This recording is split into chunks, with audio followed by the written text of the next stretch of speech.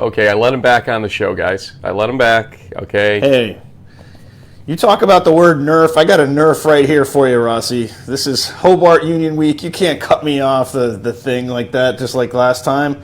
10 years ago, yesterday, you and me were in Geneva, New York for that Hobart Union game. You were on the mic with Thomas Santa Barbara, Carm Ardino. I was bouncing up and down the stands. You know, this rivalry goes back. This is the 105th time we were going to play you guys. This mouse is more powerful than any defensive back at Hobart because, let me tell you, it can delete you from the show. So you say the wrong thing in the show, JB, you're gone. It's a live show. You're gone. Never get back on. So you better watch your P's and Q's. Counselor, I object.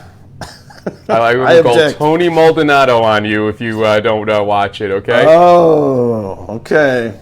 Mm-hmm. You know what I mean by that. Running wild. Okay, yeah. What you gonna do when these 34-inch pythons come for you?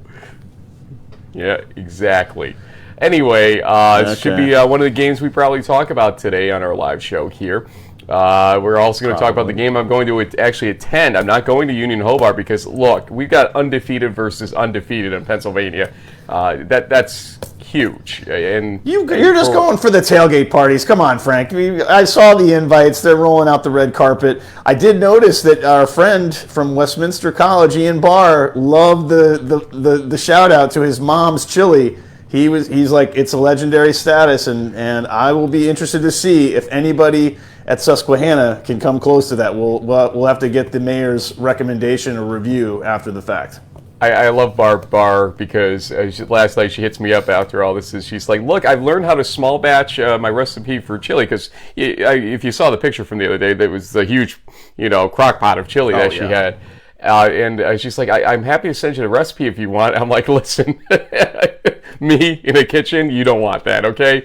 I'm good at a football game on the sideline. I can use an iPhone like no other. I can use Premiere Pro to cut shows 2 days late and everything else. But cooking, no. So, she's secretly hoping I don't find a better chili, though. So we'll see how this goes. But we appreciate the Barr family still to this day for doing that for us, for me. In fact, I'm wearing the shirt in commemoration of that fact, the same blue shirt I had on that day. But let's get to one thing. I'm wearing a shirt for a different reason. What do you? Oh, yeah, Trinity Prep. Regional semifinals today in Jacksonville for 5 o'clock. I can't believe it. This might be the last ride for Katie and the Saints, but I have a feeling that we might actually come up with the upset tonight. We'll have to see what happens. There may be Katie, go Trinity Prep. Come on, let's get this going here. But one other thing, just to give you guys the 411 on what happened this week. Being a mayor is a little bit more than you think it will be on most weeks, and we had 2 school threats in 2 days locally. And it was unlike much other I've ever experienced in my life in terms of just the stuff that just kept coming in terms of work, normal stuff, meetings, new treasurer starting today. So after this show, I'm flying out the door to meet her. And then that stuff. And so I apologize. And we actually have a better plan for what's going to happen next week for our Crunch Time show to get it up to that Monday, Tuesday range, not the Wednesday, Thursday. You know what, Mayor, though? I mean, I think we already hit close to 1,000 views in less than 24 hours. So thank you guys, the D3 fans out there, for continuing to support our stuff. We'll try to get it out there a little bit earlier. I think things are going to calm down a little bit in the last 3 weeks of the season. Maybe not on the football field and on Saturdays, but hopefully with our work and other lives going on. I think we're finding our groove. It only took 9 weeks, Frank. We'll get there. Finding our groove. We can't find our groove in that much time. We need a walker and a cane, I think, at that point. Anyway, let's start the show. We're coming up to week 9 here. This is season 15 of In the Huddle.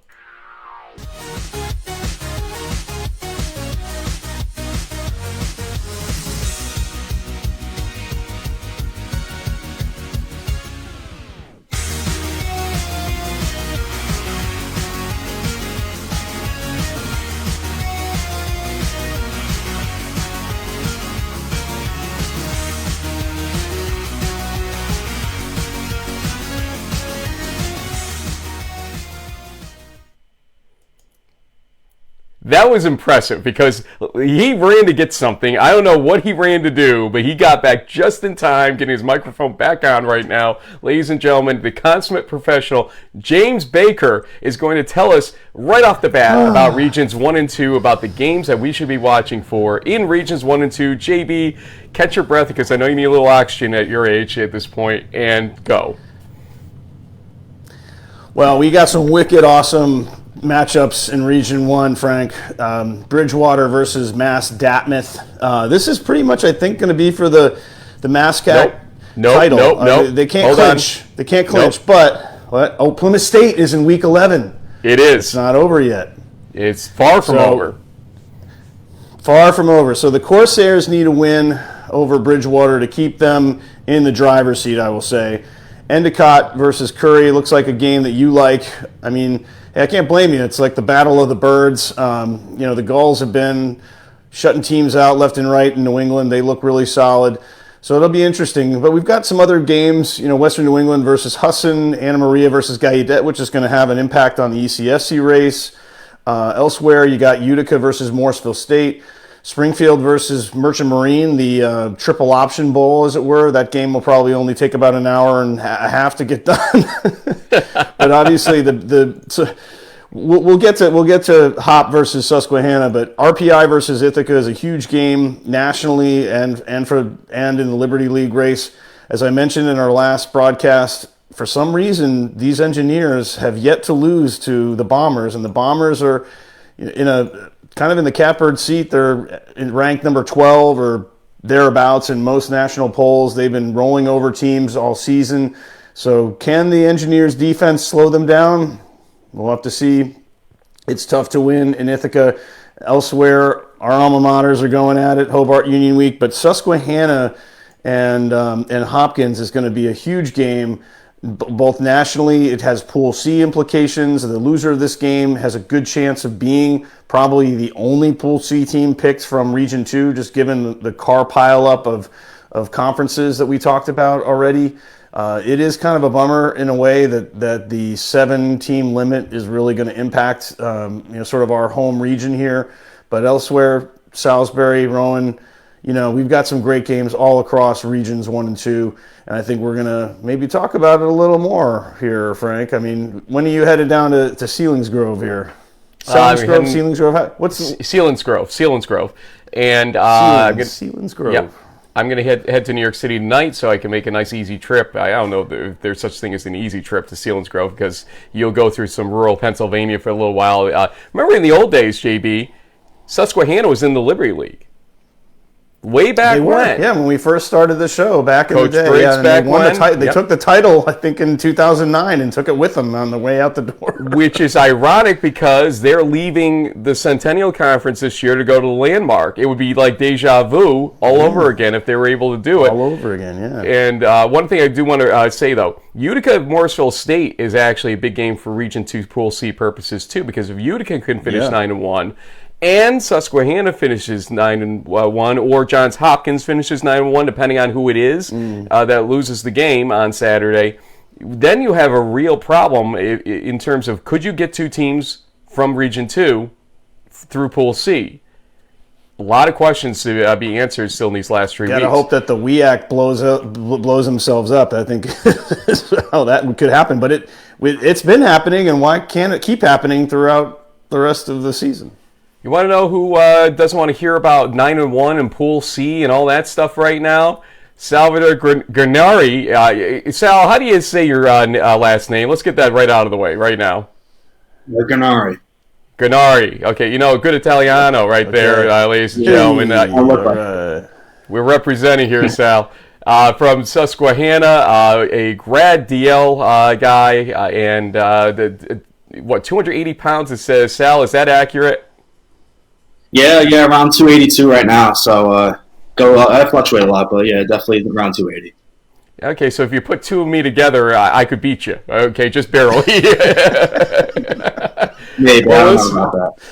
Listen, I saw in your bio one of your career achievements. It was beating Johns Hopkins, you felt. And last year, though, obviously things were a little bit different when you guys came into this game with a lot of hopes and aspirations. Now you get another chance. You've come back as a grad student, so that tells me probably that you felt like there was unfinished business on the football field after last year. So kind of give me the preview here on this game. How does this feel? Does it feel different from last year? Is this team capable of taking down Johns Hopkins? Yeah, of course. So last year, the outcome didn't really go our way. We didn't really have our best game, but definitely this year we're ready to roll.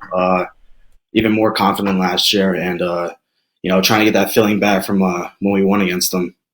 And that's definitely one of my best days of my life. Basically, it was awesome. The atmosphere was awesome. I can't wait to have everyone back for homecoming. It's going to be a huge game, great atmosphere. Yeah, just excited to play tomorrow. Yeah, I mean the homecoming to boot. I mean, I guess tell us a little bit about what that scene is going to be like. Mayor Rossi's driving down from New York for this big homecoming weekend party. What can he expect, tailgating, game, atmosphere, and otherwise, for this big centennial clash?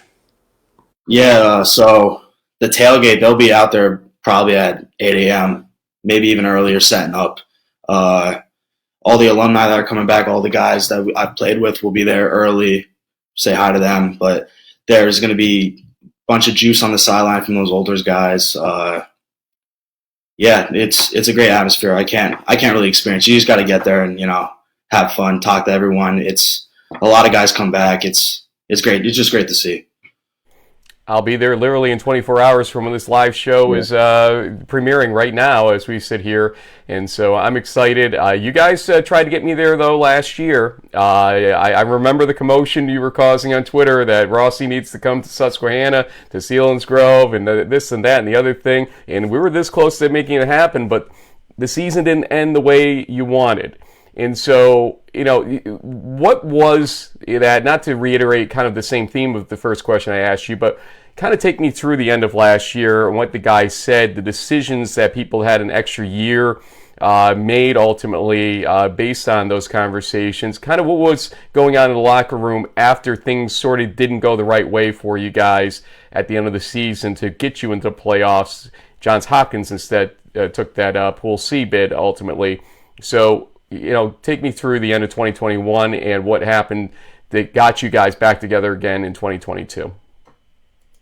Yeah, so after Hopkins week and then Muhlenberg week, we had some losses on our schedule, and then we finished off our 2 games, and then it was really big talk with the senior class, like we could go and make a run at it again, and we have a core 6 guys that came back: Brennan Krumenacker, Elijah Hoffman, Michael Lefevre, Dalton Simpson, of course, Michael Rushin, and myself. And it was an easy yes for all of us. It was, we want to do this right. We want to win the last year when we're in the Centennial. We want to do it right. And, it's great to be back in this position, and hopefully the outcome, changes, not like last year.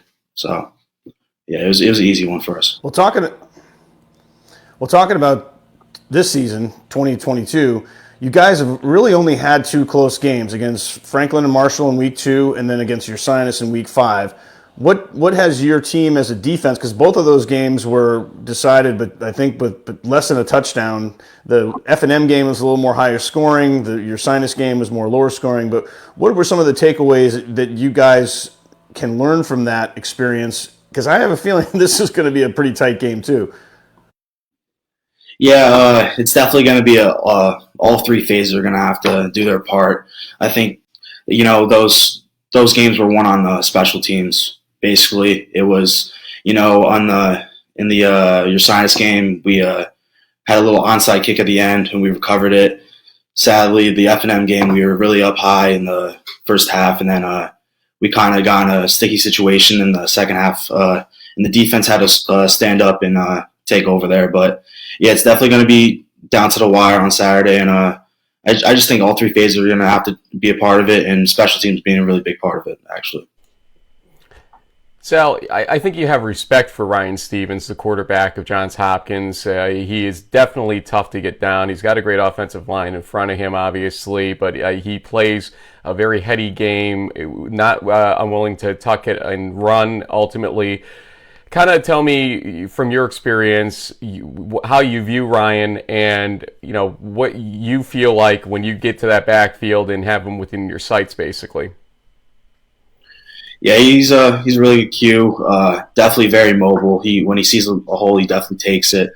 We're just trying to keep him in there. Keep our lanes, keep him in the pocket, not allow him to get out and freely run and make plays longer than they should be. And yeah, he's a great player. I can't wait to play against him tomorrow.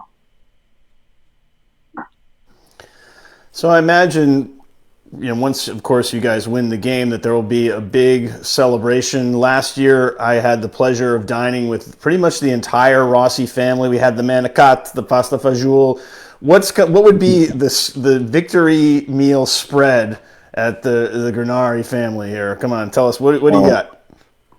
So Frank will probably experience it tomorrow, but at the tailgate, they'll have the chicken parm, the ziti, the meatballs, all that, sausage and peppers. Maybe a little Polish. My other side of my family is very Polish, so pierogi. There's gonna be a lot of that good cooked meals. So good. Yeah, that's the victory meal right. JB, check some flights to Philly and let's go. Come on, you can get here. It's tempting. I got a date in Jacksonville tonight, unfortunately. Yeah, no excuse. Okay, so listen, you got the facial here going pretty good, no doubt. But we got to talk about somebody else's facial here that I found this morning. Was doing my research and everything else. Coach Perk in this photo. I mean, that is some beard going on in this photo. It might be from last year. I don't know when exactly it's from, but I mean, this guy looks so intense. Seems like a nice guy and everything. I mean, we were communicating this week, set up this interview and everything else, and thank you to him for that. But, I mean, this is intense. That beard is something else. I mean, obviously, coaches that I've never met before, I've got to sort of try to figure out what they look like so I can shake their hand for a game or whatever. I mean, is this what he looks like right now? And what is it like playing for a guy with this level of intensity? He definitely doesn't look like that right now. He's definitely a little more clean-shaved right now. But Coach Perk's a great head coach for us. Very intense in practice. He likes it on schedule. He likes the tempo to be great, and it's just one of those guys you want to play for. He's been building this culture up for how many years he's been here. He's been here for a while now, and I'm just one of those guys that just wanted to tag along on this ride, and he's just gonna keep getting Susquehanna football on the map. Just to follow up real quick, JB, on something here, if I can. You going through your bio, also doing my preview here. Future aspirations, I don't know how old this is, but we'll just go with this. To make the Dean's List, earn all conference honors, and be conference champions. You got three things there. Are we succeeding on those? Are we on schedule to make this all happen before you graduate? Yeah, so I made the Dean's List. I'm on it this year also, so that one's off. And then the all-conference happened last year, so hopefully that keeps happening again this year. And then conference champs, that comes down to this week, and hopefully not next week, but we'll get it done this week and just finish off. We're trying to go 10-0. That's the goal. So yeah, so hopefully get that third one done this week. Well, Sal, I'm sure you know that this guy writes some stuff every once in a while for D3Football.com, and sometimes in their articles they do the thing where so-and-so is playing well if or when. What would you say would be the elements? So people tuning into this game, if they've never seen a Susquehanna game before, never seen you guys play Hopkins before, what would be the things to really look for in this matchup, you think? Definitely turnovers on defense. That's going to be a big one if we get our offense in short fields to get points. Frank's going to hear the crowd roar when we got a big play. We love throwing the ball down the field on those big plays. And then overall, just having a lot of fun. Hopefully we have that turnover coat that our Susquehanna defense has. Hopefully we're wearing that a bunch tomorrow. But yeah, just hearing the crowd roar, you're gonna hear it on that live stream. hopefully, and it's just going to be a great atmosphere. So wait a minute. I need somebody to get this guy, Frank, in the turnover coat. I want to see what that looks like. Frank, you're going to have to pose for a picture with a turnover coat now, right? Well, assuming that it's out and about, because it means that, they had to dig it out and get it to somebody. They're not going to just dig it out because they got 0 turnovers in a game. And the one thing we've realized is that Reddit CFB, our friends that get us good 5,000 views at a time, they love a good turnover thing, like the surfboard or boogie board that Endicott has. Always seems to make a retweet from them. So the turnover coat might be an opportunity to get you guys some really good exposure tomorrow. So make sure you get the turnovers so that we can get the turnover coat going at that point, Sal. That's the biggest thing. We're not going to just drag it out for no reason, right? Yeah, for sure. I had it on I forget what game it was. I think it was week 2. I had it on for a fumble recovery, but it definitely doesn't fit me. But I'm thinking it'll definitely fit you, Frank. And it'll look good. We got some shades here, the Joey Burrow shades. Throw those on, take a flick. It'll be good. And then we have a nice little theme song that goes in the background. Yeah, hopefully we're posing for a couple pictures tomorrow. Sal, I like you, man. You're like family already. It's true. The Italian-Polish connection right there going on. I can tell. We're going to get along just fine tomorrow, as long as things go the right way, obviously, for Susquehanna. It's going to be a tough game. It is going to be a tough game. I do not expect the same scenario that we had with what I thought was going to be a close game last week, Cortland Utica, and ended up kind of being a little bit of a dog of a game. I think this is going to be something special. I can't wait to see everybody tomorrow. And, we'll see how we deal with the post-game, because you know the rule. You got to win to get the post-game interviews ultimately, so we'll see where it goes. But before anything else, Sal, the floor is yours for shout-outs to family, friends, teammates, etc. Hit it. Oh, definitely my roommates. I have one right here, Elijah Hoffman. He's listening on the live stream. Shout out for all my roommates, all the 6 years, BK, Vive, Rushi, Dewey, and then also my family. They're probably tuned in right now. My mom, Judy, Dad, Bernie, my brothers, Nick and Bernie, and then all my aunts and uncles that are probably watching also. Love you guys. Can't wait to see you tomorrow. And hopefully bring this win to Susquehanna. Elijah's how far from the screen right now? He's probably about 10 yards away. He's sitting on the couch right now, tuned in. Elijah, he's all come say hi, Elijah. You know you wanna. Come on, let's go. We don't have all day here. It's a live show. Here we go. There we go. Hopefully he's not in his pajamas or something. Oh, there he is. Hey, what's up, man? Hey, Elijah, man. I like the hoodie. Yeah, just woke up, so still young. Yeah, this is the challenge of the 9 a.m. show. Think of if we ever have a West Coast guest on, how that's going to go for them at 6 a.m. their time. Tell us about Sal. Give us a little Sal story before we leave here. Something that's going to make him embarrassed so that we can just leave and you guys can beat each other up afterward. Oh, geez. I don't know about that one, but yeah, Sal's a great guy, really hard worker. He's a great leader of the team, and Sal's going to do a great job tomorrow and help the defense out, so hopefully we can get the W. There you go. Sal, great meeting you, sir. I will meet you again tomorrow, but you have your game face on. Don't worry about me. Get your job done, and we'll see who comes out ahead on that scoreboard tomorrow afternoon. Yeah. Can't wait to see you tomorrow. Thank you for having me on. It's been a great pleasure. Likewise, sir. Yeah. And thanks nice to Elijah. Thanks to Sal. Thanks to Coach Perk. All I can think about now is chicken parm. I'm just like, chicken parm. That sounds so good. It really. I have a bagel sitting over here, and he started doing that. I'm like, can I sneak it in between me being on camera? But we'll live without it at this point. Let's reset here because we have 2 more slides to go through of some other big games. Region 3 is an interesting flair to it tomorrow. That Howard Payne team is finally going through their gauntlet. We're talking about Susquehanna's gauntlet coming up here. Howard Payne has the Hardin-Simmons, Mary Hardin-Baylor gauntlet still to go through. They are sitting there as an undefeated ASC team still. I'm curious to see how this game goes tomorrow. Here is Regions 3 and 4, mainly with Region 3 on it. Go ahead. Yeah, well, not on the slide, but something we heard about the update with this kind of storm that's rolling through the Gulf.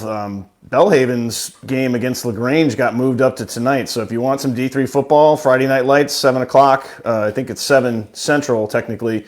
You can catch the Blazers. They put on a good broadcast. But elsewhere, this Trinity Center game is really interesting, Frank, because the Colonels are no pushover, and Trinity has to keep kind of going through to grind out their schedule to get that SAA title and to finish undefeated. It's a big game in the Southeast U.S. Elsewhere in the Midwest, upper Midwest, in Michigan, you got Adrian versus Albion. That's always a great rivalry game. Alma versus Olivet. Alma's still undefeated. Olivet's dropped a couple of games. They could throw a monkey wrench into the MIAA if they win there. Howard Payne at Hardin Simmons. This is a game that really the Cowboys need to win for a number of reasons to stay alive in the Pool C race. But Howard Payne, like you said, Frank, undefeated in the ASC. Maybe they knock Hardin Simmons out. I mean, with a second loss, it's going to be tough for the Cowboys to get in. And then Randolph-Macon has to play Washington Lee, who's been up and down. RMC's trying to get an ODAC title. So it looks like, you like Trinity Center. I like Randolph-Macon WNL. And out in Region 4, we both like Adrian Albion. It's a great rivalry game between those two teams. So I'm definitely planning to tune into that one. And the mic is off. We can't. That happened at least once a show. At least once a show. It's going to happen, folks. Yeah. Check off the box. Okay, got it. You look at how things ended with that Washington Lee game against Hampton Sydney last week, right? And that was a tough way to end. They probably should have won that game a lot of different ways, and it didn't happen for them. And so here's a chance at home again to essentially try to knock off a power in your conference and create a lot of chaos in that conference if they were able to do it. But Randolph-Macon has just never skipped a beat. Campanelli is doing a great job as quarterback for them. So you're going to have to bring it defensively to stop that guy somehow, because I'm not sure who's going to stop him in that conference at this point. The other thing I want to point out, Nick Osterman, I believe, got a little banged up at the end of the center game last time they had played. And so I hope that he is okay and able to play in this game for a good battle of quarterbacks there.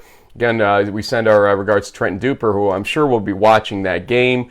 I've not touched base with him in a little while. I like to, leave him alone with his situation, but we'll try to keep you updated to the degree we can on how he's making out. The center quarterback, who obviously is off this year due to the cancer situation he is facing, and we send our prayers and support again to him. But as you said, that ASC game is one to watch, I think, just to see, are they real or are they not, Howard Payne? We've done this before with them. This dance has happened before where they seem to come in unscathed or nearly unscathed to this point of the season, and then suddenly, a lot to do about nothing ultimately. So you point out well, though, is Hardin Simmons. We mentioned 2 other teams in Region 2 that are definite Pool C candidates. The loser of tomorrow's game in the Centennial and Utica, perhaps. Now let's look at this fact of life going on here. And who knows, there may be a Liberty League team that wants to throw their hat into the ring of 9-1 that will really create problems. These are quality conferences, folks, with 9-1 teams potentially, with 2 lost teams in the WEAC ultimately looking in, possibly saying, we're really strong in this conference over here. What about us? And that's where things are going to get dicey when it comes to selections, if that's the setup, ultimately. We'll see where it goes. Anyway, that is Regions 3 and 4. Here's Regions 5 and 6. Again, 5 a little light, 6 really heavy with some powerful games. Go ahead.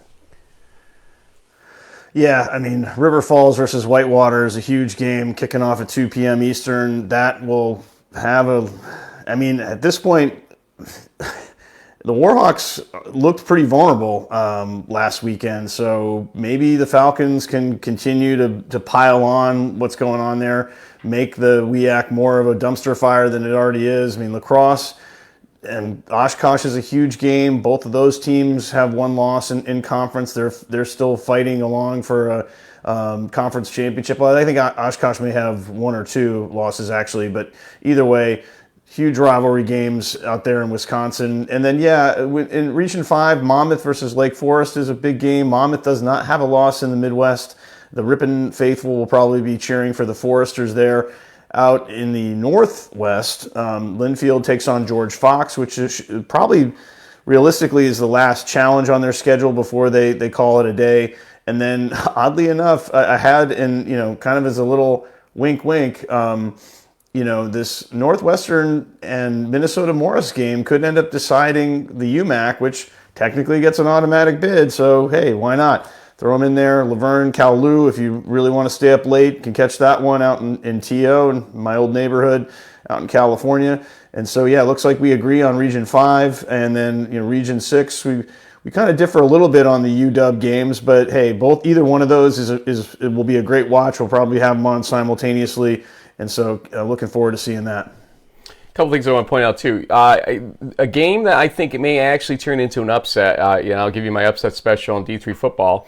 I think Platteville is vulnerable against Stout because Stout's playing somewhat strong ball this season. Platteville, these last two games have been these really big games for them. So are they ripe for the letdown game at this point? And so watch out for that game. That's not on our board here. Monmouth Lake Forest, I'm going to take the other direction. I think Ripon's rooting for Monmouth in this game because no matter what, really Ripon's got to beat Monmouth later in the season here, do they not? So you got to do your business. You got to take care of your own business no matter what. So get Lake Forest out of the whole mix is what probably Ripon's view is, not have that three-way, one-loss tie scenario that comes down to leads in terms of number of quarters that we saw last year, which is ridiculous if it came down to that. Yeah, it looks like the Rips are at Monmouth next week, so that could be a de facto title game there as well. Yep, absolutely. So there is that, and let's come back out here as we queue up our next segment here. And our next segment is essentially our hype videos or videos du jour of teams that always seems to get us flagged on Facebook for DMCA copyright acts. So why not just try it again and see if I get another flag after we get off the show. But let's go first to yours that you had sent me yesterday, Hopkins, and kind of give us the background on this one. Well, there were three guys that got nominated for the National Football Foundation's Campbell's Trophy, and Johns Hopkins has one of them. So this was a nice piece that they put together for their nominee, and I'll let you take it from here. I was blocking.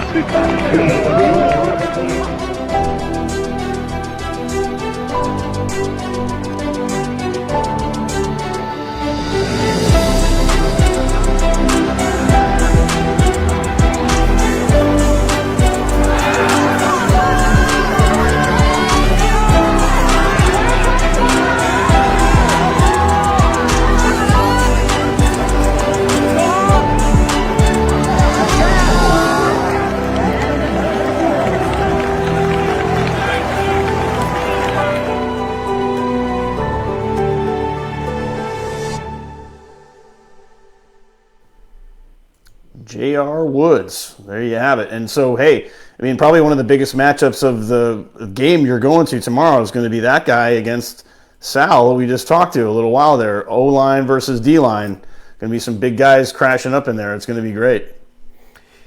Yeah, I fear what happens if I have the chicken parm on the sideline and JR sees me with it. I'm dead meat right there because you see some of those blocks he laid in there, something special. You can see why they like his technique, they like his play there. And it's tough to quantify when it comes to linemen, how to exactly determine, who should be getting it. We don't keep enough stats to do it, and we've tried over the years to increase the number of stats we keep on linemen, but he's done a great job, and I brought up the fact that the line Ryan Stevens has in front of him is something special out there. It's interesting. I was talking to some of the coaches at Balspa High School locally here, and we were talking about why Hopkins always seems to be so strong, and I said they've got a national roster. They have guys from California and all over the place that they're able to get because of the academic nature of the school.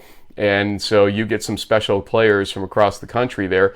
He was bringing up RPI, having the same thing with Andrew Franks back when, and Michael Herman, etc. You're going well out of your general region to get guys of great strength and academic character in these schools. And hey, more power to them, because they're truly, truly student athletes in those situations. Congratulations, JR, on the nomination and finalist nod that you got. So here's mine coming up. I went for a little more of the funny video here. ETBU, they played some strong games against top-level opponents, although they didn't come up on the win column against Mary Hardin-Baylor and Hardin-Simmons. But nonetheless, at least they can still have a good time down there. Hey guys.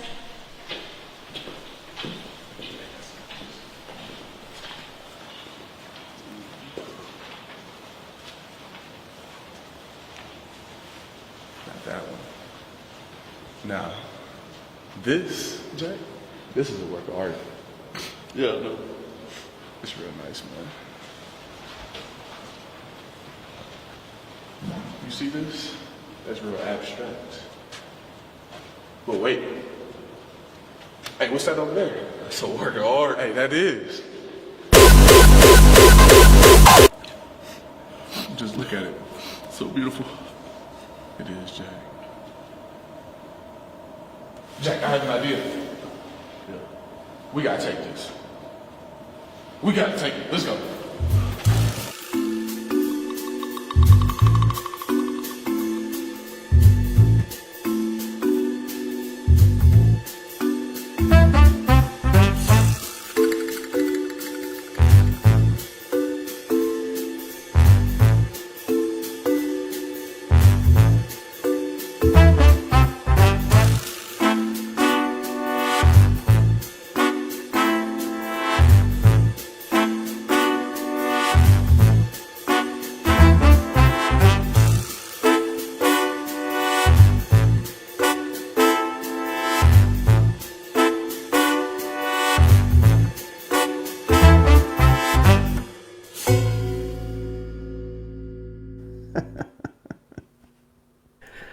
We got to go back to one moment in this, if I can get there somehow, and you know what moments it's going to be.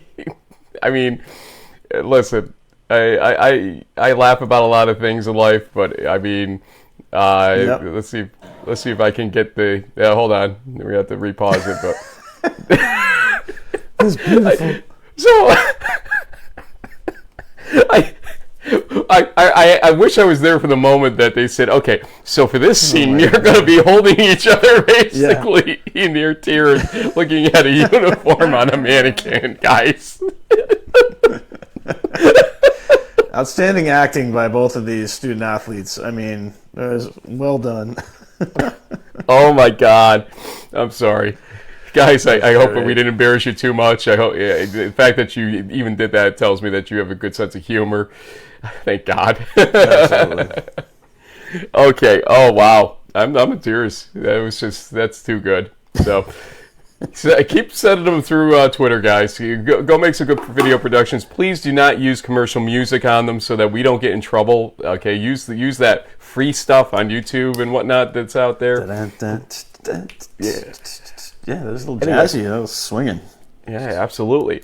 You know what else is pretty swinging out there? You know what I like? Predictions? That's got some jazz to it for me. 5 games still, right? We're still. Yeah. 5. I'm going to start. Hang in there. First game is one that we pointed out was interesting to say the least coming up here.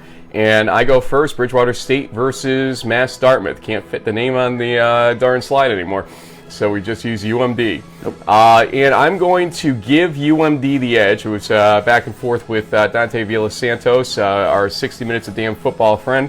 And he says their team's ready for this. The interesting thing is they play this game, they get a bye finally in Week 10. And then Week 11 is that Plymouth State game. So you can throw caution to the wind to a certain degree. You have 2 weeks to lick your wounds if you're UMD here. Bridgewater State having a good season, don't get me wrong, but the Bears will not win here. It's going to be the Corsairs beating the Bears by the final score of 35-21. Yeah, I think I'll go with that pick. I mean, I know Bridgewater's been kind of creeping around in the background here, but I think this is the Corsairs' year. I'll take them. Yeah, 35-21 sounds good. Why not? I'll double down on that one.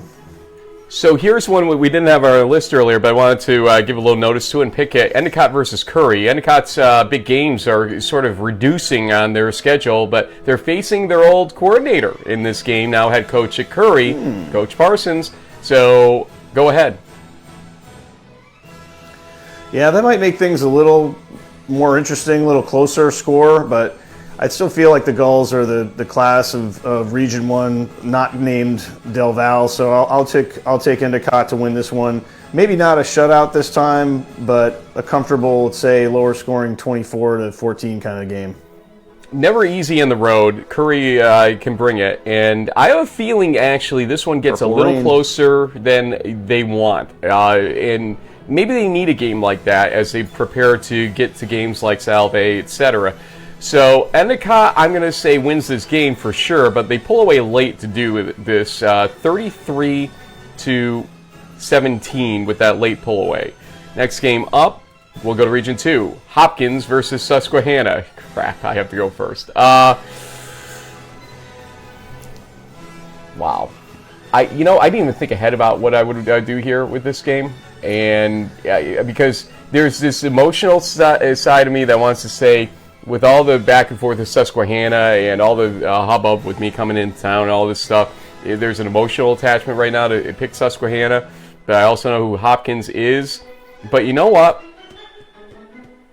This team, Susquehanna, knows what it feels like to be on the losing side of this last year with similar circumstances coming in, except Hopkins had the loss versus Muhlenberg at that point.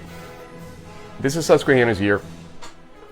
I'm going to say Michael Roosh and company win this game 30-20. Wow. That's a bold prediction. I after talking to Sal, I was thinking the Riverhawks, and but I'll stick to my California roots, at least my 13-year run out there, and I just feel like Ryan Stevens and the Jays with J.R. Woods and company, they're prime. They could be a Final Four semifinalist type of team potentially. So I'll try to pick up a game here or lose a game. What the heck, Hopkins, prove me right. 35-31.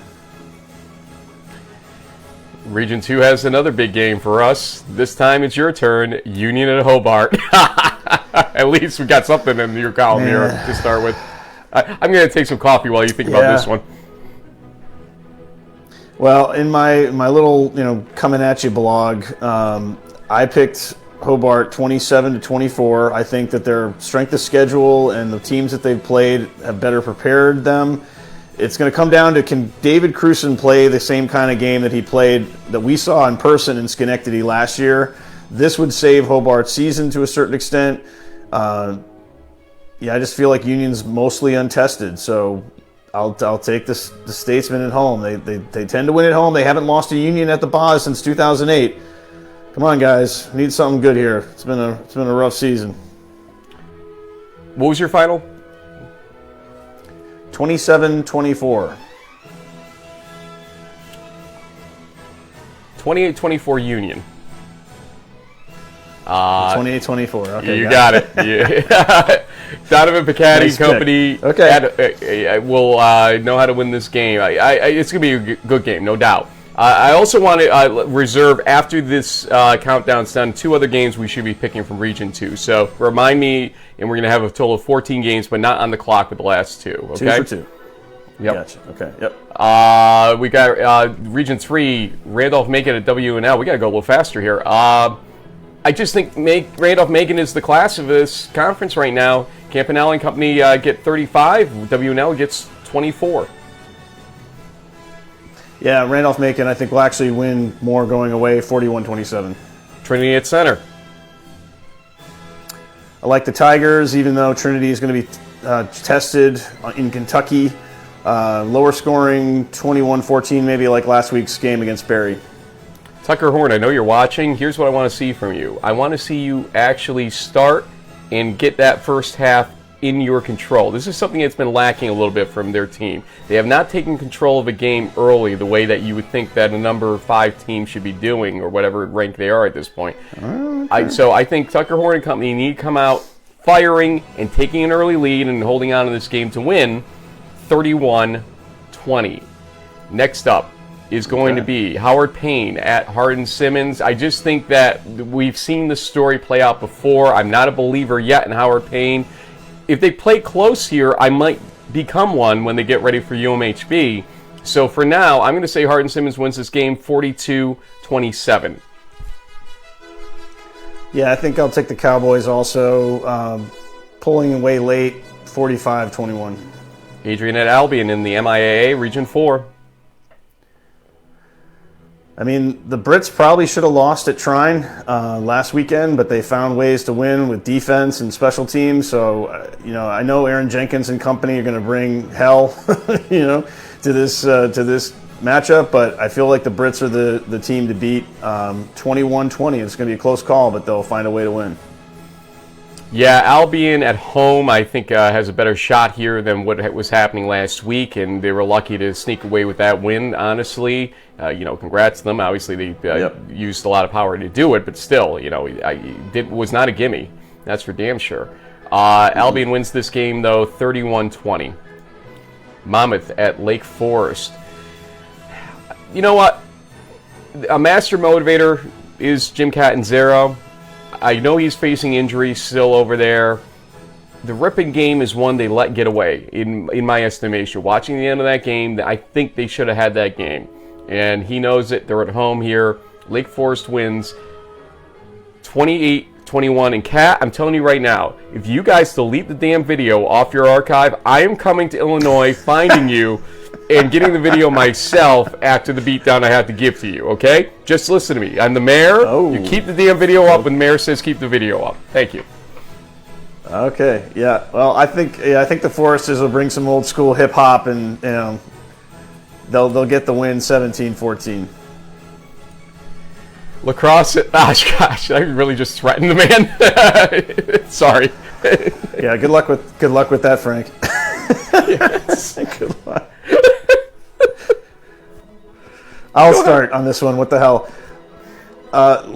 Lacrosse has been, kind of the up and coming team in the WEAC behind the Warhawks. The Titans were that a few years back. I feel like as good as the Titans are at home, I think the Eagles are going to eke out a close one. I'll take UWL 21-17. Yeah, remember, Whitewater, despite having more losses overall, is technically the leader if it's against Lacrosse, because they won against them head-to-head. Lacrosse needs to win to stay in a pace with Whitewater here, no matter what.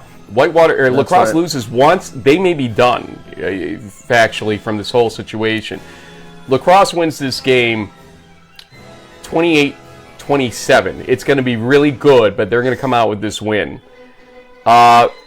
River Falls at Whitewater, I say it in quick hits. Whitewater, I can't remember the last time they lost 2 games in a row, and I don't see it happening here. At home, especially, it's funny. We talk about Coach Perk, and this game's at the Perk, so a lot of perks going on around here. The Perk, Whitewater wins this. It's percolating. Lewandowski, 31. River Falls, 21. Yeah, I'll take the Warhawks. Like you said, I can't remember the last time they lost 2 games back-to-back, so Warhawks win. Lower scoring game, 21-14. Finally, on our list here, Linfield at George Fox. George Fox has quietly put together only 1 loss in this season, and so this is a really big game. If George Fox wins this game, they may win the conference, and then Linfield burst somebody's bubble, ultimately.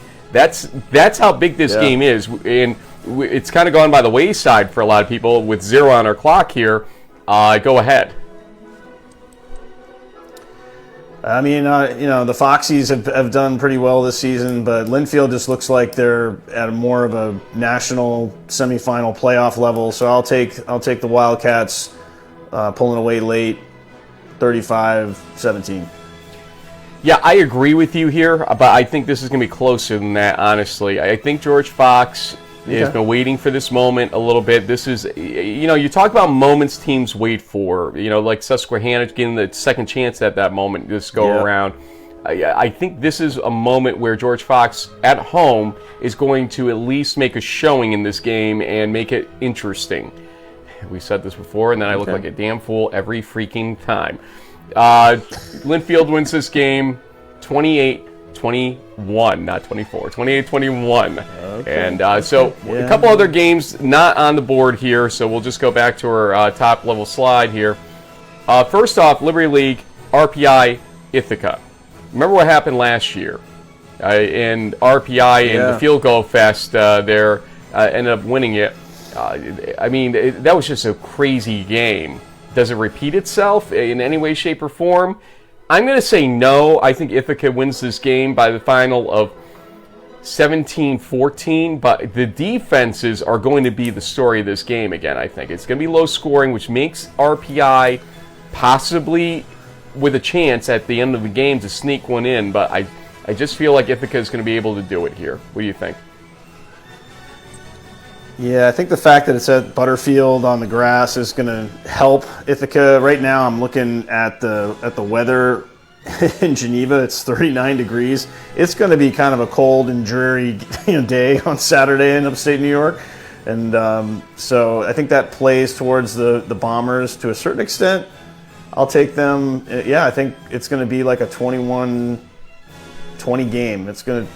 It's always crazy with RPI. They always find ways to get back. Maybe, you know what, actually, it's going to be 10-7.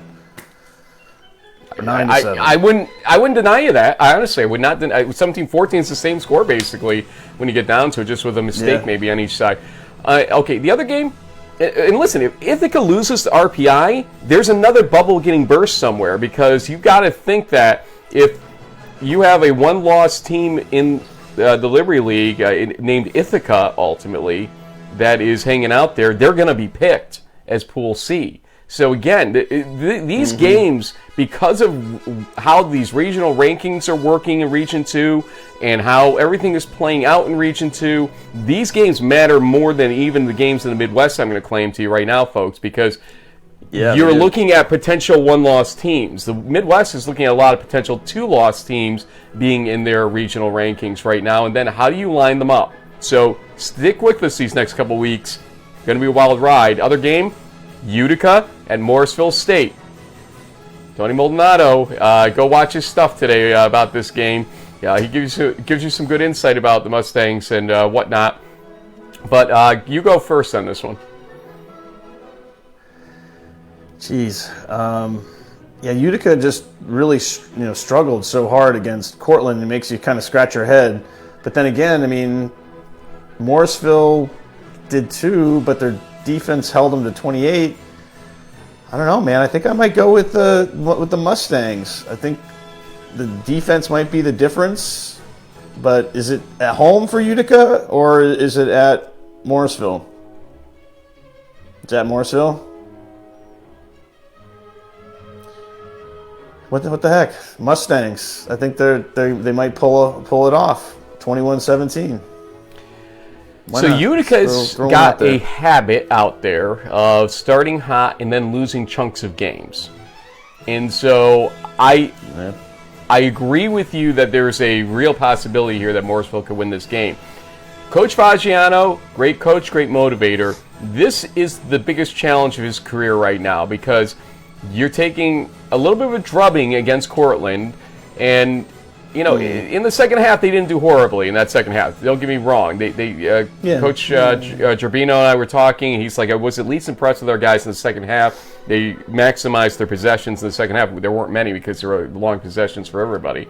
But moral victories aside, in certain parts of games, they've got to motivate these guys to realize you're still in the running here, and they are legitimately. They got one of the best strength of schedule numbers out there right now, does Utica. So if they win this Yeah. game, which should not hurt their strength of schedule, because the Mustangs are, one loss still at this One point? lost team.